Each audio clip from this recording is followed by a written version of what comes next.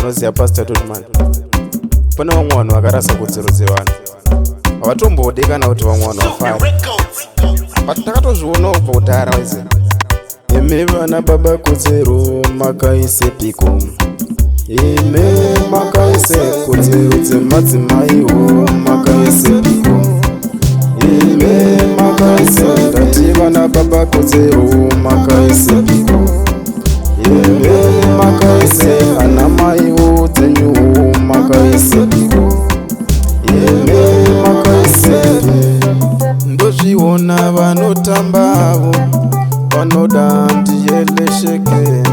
Ndozviona vanogarawo havadi ndiyelesheke.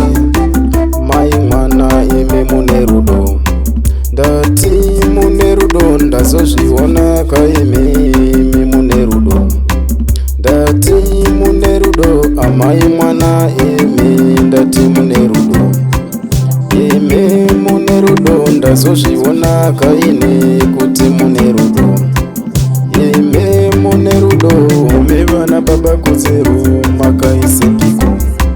Imi makaise kodzero dzemadzimaiwo makaisepiko. Imi makaise ndati vana baba kodzero makaisepiko. Imi makaise ana maiwo dzenyuwo makaisepiko.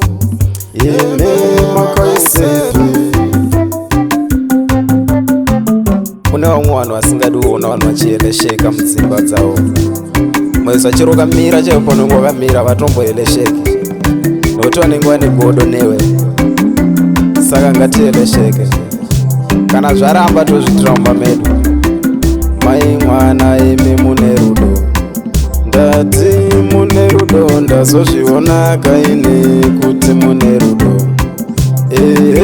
mune rudo. Imi vana baba kodzero makaisepiko. Imi makaise kodzero dzemadzimaiwo makaisepiko. Imi makaise ndati vana baba kodzero makaisepiko.